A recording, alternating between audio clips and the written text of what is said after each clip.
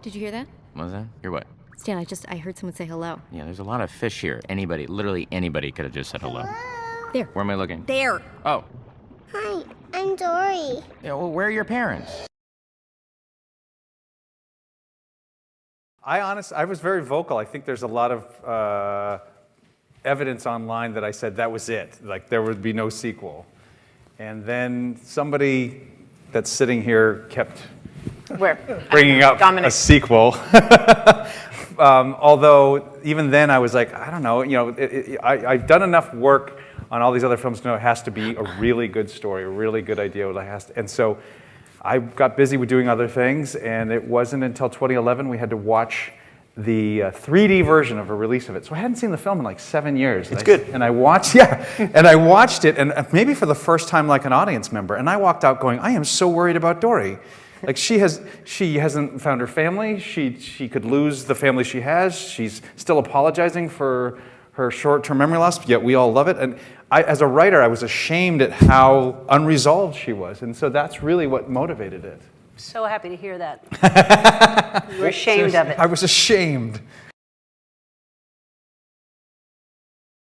You never did it by email. You always did it very publicly. No, I had a talk show. I didn't need email. I had a talk show. I had a platform that was so easy to do. Had I not had a talk show, we would not be sitting here today, I don't think.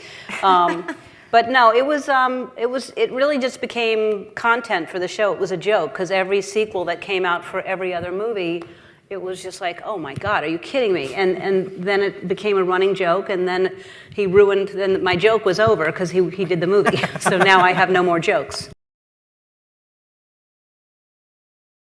Well, Lindsay is my sort of co-partner in crime and has been for, 16 years now. And so she's the first person to know if I have any inkling. So I privately told her I was kind of thinking of stuff. I don't know if you want to run with that a little bit. Yeah. No, I mean, Andrew always, whenever he solves a movie, it's almost like a visible thing when we're working on it. You can see that there's actually a split second of relief, and then immediately there's something else that starts taking up that part of his brain. And so I've learned kind of over the years to expect that, and to not take it lightly when he kind of throws off a comment like, yeah, I'm kind of worried about Dory, and then moves on to something else. And I was like, wait a minute, he's never said that before. So yeah, we talked about it, but we kept it very, very quiet, and I think he talked about it a few soon after. It was sort of if there was, hypothetically, if there was a sequel, would you be interested in hypothetically joining me on this hypothetical journey? And I said hypothetically yes. So yeah. It was pretty early on, then we kept it pretty quiet. Yeah, I can't keep any secrets, so I think Andrew probably knew that, and so didn't tell me. But I immediately said, of course. Well, I don't know if I said I wouldn't tell anyone, but I immediately told all my kids, obviously, thinking, well, they're not going to tell anyone. Interesting, and of course, they all told all their friends. And so I think it was they'd anticipated that, so it didn't seem to spill any beans, but it did get me a lot of kudos at home, which is all I long for. But my daughter's called Dora, so she was particularly interested, you know. Turn on the TV. Look at YouTube. Look at EllenTube. It'd be pretty easy to find me. Give me my gift.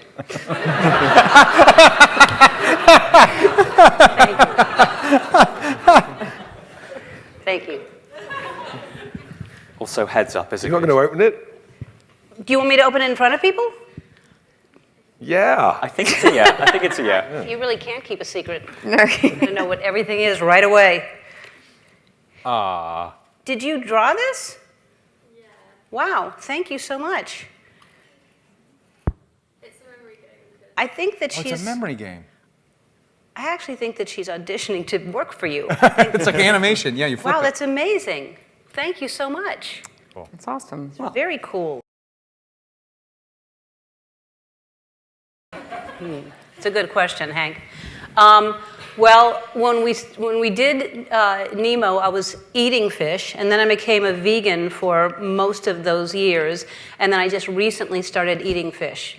I don't eat Out of fish. anger? Yes, I'm furious. Out of retaliation that there was no sequel. And I'll eat fish. I don't eat blue tang. You can tell Hank I don't eat blue tang. And I rarely eat fish. I don't eat meat or anything, but I don't really enjoy eating fish. Tell him. I don't know what to tell him.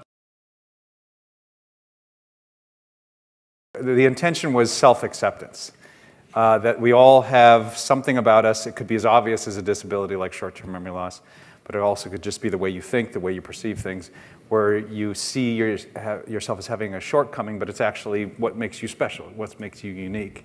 And I think we find a certain peace once we start to really learn who we are and accept that. And that's really what I felt Dory had to go through to really be confident if she was ever alone again. And it ended up being sort of a universal thing that I think could apply to anybody at any age.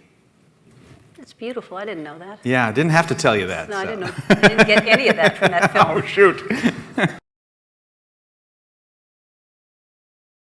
The truth is I had a worried father clownfish that was trying to go across the ocean to find his son, and I needed a guide. And all I knew, I had read this fact that a goldfish has a memory of 3 seconds. And I thought that was hilarious. And so I thought, what if I had a fish with short-term memory loss? But everything I was writing was repetitive and not funny. And Ellen had an original sitcom called The Ellen Show in the 90s that was playing at the time that I was writing. And I was stuck. And I heard her on the show while the TV was playing change the subject 5 times in one sentence. And I was like, that's it. That's how you do it. And then I could not get her specific voice out of my head. And suddenly I was out of writer's block. And I was just writing like furious. So when I sent her the script, it's the only time I've ever written with a specific actor in mind. I called you. You had read the script, and I said, "Hi, Ellen, I'm Andrew Stanton. I wrote this part for you, and if you don't take it, I'm screwed." But I used a harder word than that. And you said, "Well, I better take it." I think that was that short of a conversation. Well, I had no job offers at the time, so that was... Okay. I hadn't worked in 3 years. I was thrilled that someone called me for anything. I was about to work at the Olive Garden. I was like, I couldn't believe I was being offered anything, much less a part in a Pixar film from you, so it was amazing. You're the bumbling idiot that is in my head. Your voice is so repetitive. You're the like bumbling crazy. idiot beneath my wings. Yes. Actually, yeah. I mean, It was one of our earliest castings. He was because It was. Yeah. It was. I got to work with Dom on Carter, and he's such a funny guy, and he's kind of impish, and I couldn't get it out of my head this idea of sea lions being just these sort of street kind of thuggish Londoners, and you know what I mean. And it just seemed funny to me, and then I couldn't get. Basically, I wanted a Wire reunion. That's really what I wanted. No, but it's true. I really thought it was, knowing Dominic, I thought that would be really funny, and him and Idris would really sound great against each other. And it worked. It worked like gangbusters. We did a first session with you guys a long time ago. Yeah. And it just clicked. Yeah. Well, I think that everybody relates to Dory so much or wants to relate to her because she's so optimistic, and because she has this supposed disability, she doesn't really worry about the past or try to analyze the future, and it doesn't paralyze her to make decisions. She's just spontaneous, and she's non-judgmental, and she's, no matter what mood somebody else is in, it doesn't impact her. She doesn't take it personally. So I think it's basically, you know, it reminds me, and which is what I try to do every day and say on the show, is be kind to one another. I think that's what Dory does. And the whole just keep swimming from the very first one, that it's attached to my fish's character, is sort of a wonderful mantra that I think that really I didn't know I had most of my life and most of my career. But I have applied it to my life, and I think a lot of people apply it to their lives. We like to say that if you think about what your computer could do in 2003, what your phone could do in 2003, it'd be hard to go back and use that now. We have a lot of technical advantages on this film. Certainly the water is a lot nicer, but the character Hank would have not been possible back in 2003 because of the amount of animated variables and just the technical aspects of Hank, both I think just from the fact that you have one tentacle has all of these different bends in it and all of the suckers, and that's multiplied times 7. That's actually why we lost one of the tentacles. It was a little bit cheaper. Yeah, a little too much. Too much. No, and I mean, if you notice, in the first film, like we never break this, almost never break the surface of the water. The camera doesn't. So all of those kind of handcuffs that we had on the first film were like, and Andrew would be like, "Hey, can we?" And we'd be like, "We can only have like 3 of those shots because we can't do them." There was basically they were gone on this film, so it was kind of wherever the camera they wanted to move the camera, wherever they wanted to put it, it was kind of a free for all. And you would think it would go faster there, but no, it turns out. The appetite just gets bigger. Yeah, for the technical, your computing like, "I want power goes more." here, and your creative appetite goes here. Yeah. Always. It's like a constant. Yeah, I mean, I think that the coincidence was I was doing this for 3 years because it took 3 years to do Nemo, and it came out coincidentally when I launched my talk show. So right around the time in the middle of doing Nemo is when we were out trying to sell my talk show. So it came at an amazing time, obviously, and quite a coincidence, but it certainly saved my life in many ways. And just that kind of confidence that Andrew had. I don't know if he was even aware of my situation because he's so immersed in his world, he probably didn't realize that I wasn't working and that I wasn't desirable. If he knew I wasn't desirable, he may not have asked for me. People would have said, "Why do you want her?" So it was just the timing thing, and as far as the first, I think it's an important message, as Andrew said, that this supposed disability that she has is her strength, and I think that we all have to look for whatever it is about us that we feel is our disability, whether it's physical or mental, and look at it as what makes us special and makes us unique, and use that to empower us. The thing about Dory is that we used to even say this on the first film, she just sort of creates families wherever she goes. And if you really analyze this film, there's 3 families. There's the family that she's made with Marlin Nemo, there's the family she's looking for, and then there's everybody she meets along the way. And it's a real, I think it's very inspiring. It kind of shows you how much you can do the same, and that we certainly have the same when we make movies. You end up almost spending more time with the people you're making the movies with than the people that you're going home to, and that families are very can be defined in many, many, many different ways. It's kind of infinite in that sense. Yeah, I mean, obviously the story is the journey of where are her parents, and what happened to her, and how did she get separated from them. So she's looking for, out of what any child would do, is who's my mother and father, where are they? But I think that it's not about a mother and a father, and it's not about blood relations. It's about who makes you feel good and who gets you and supports you for all of who you are. And that's, to me, what family and what home is wherever you're supported.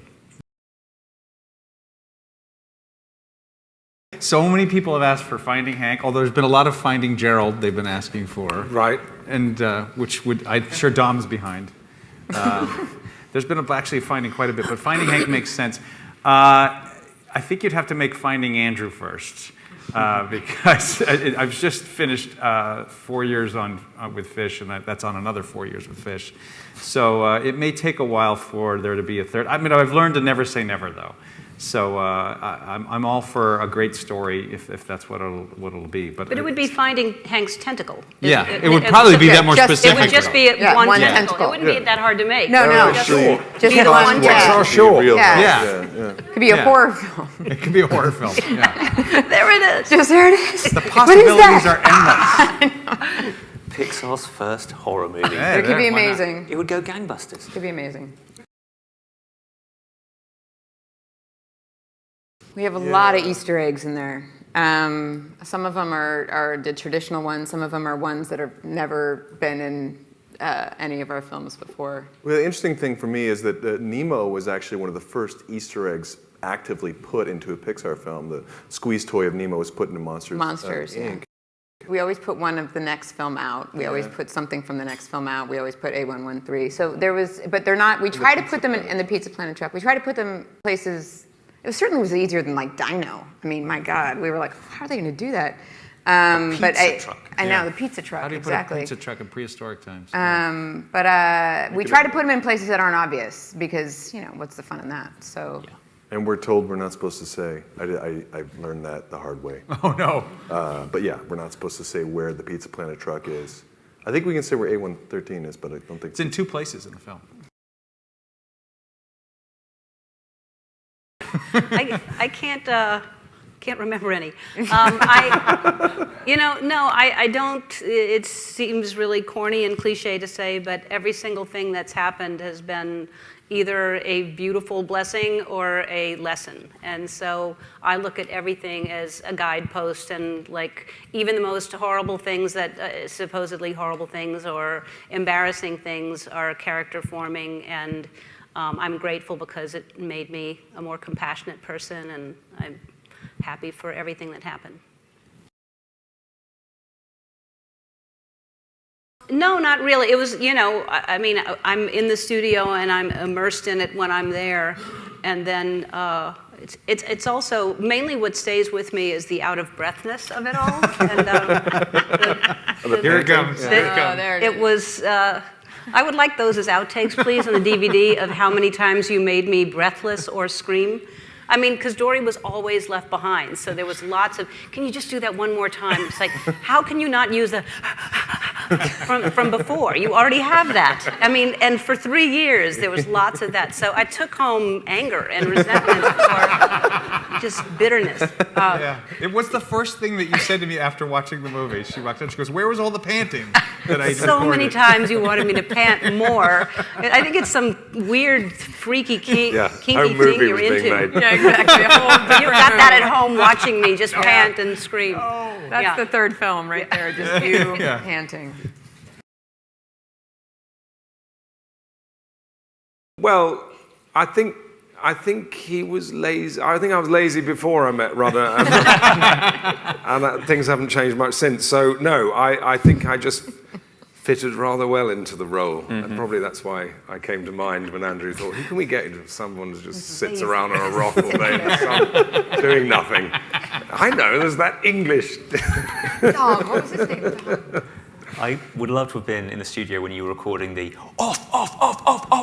Yeah, you jumped right to it. There was no difficulty getting but there. the difficult one was Which which Andrew does really well, and I can't. And I think Idris was even worse than me. So, is that you or me in the film? I think it's No, that's all us. you. Is it That's us? all you. Yeah. What the hell's this for? But he did it. I would love it if you hadn't have put it in and just went, yeah. I bet he didn't make you do it lots, though. No. What was interesting to me is, of course, there's a tremendous expectation for the sequel to Finding Nemo. But what's so wonderful about the first movie is the characters are so well drawn and you feel like you know them. And you're not necessarily making the movie for the audience, you're making it to make yourself laugh, and you're working with these really well drawn characters that you're working your best to make sure it's what the character would say, what the character would do. And so when you're making a sequel like this, you're just trying to do justice for Dory. And what's amazing for me, from my perspective, having worked on the first film, but then on this film, we worked very hard making Dory and working on her backstory. And then when we first got into the recording booth with Ellen, there was a whole side of it that we were missing. And we first heard her speak the lines again and really inform the character with her own sensibility. It really reminded us how three-dimensional the character is, and how the missing element of the vocal performance and how that would inform the writing and the whole movie, since so much of it is based around Dory herself. And so it was discovering Dory not only for the movie, but for the audience and for ourselves, and rediscovering her. That was what was most exciting for me. And the new characters we were discovering along the way, but it was all came from Dory and all was based around her story. So it was a journey of discovery and reminding ourselves who these characters are. Sea lions. They are natural predators. They could pounce at any moment. Mate, don't you worry. Oh, Gerald, get off the rock! Get off! You know Don't you worry about a thing.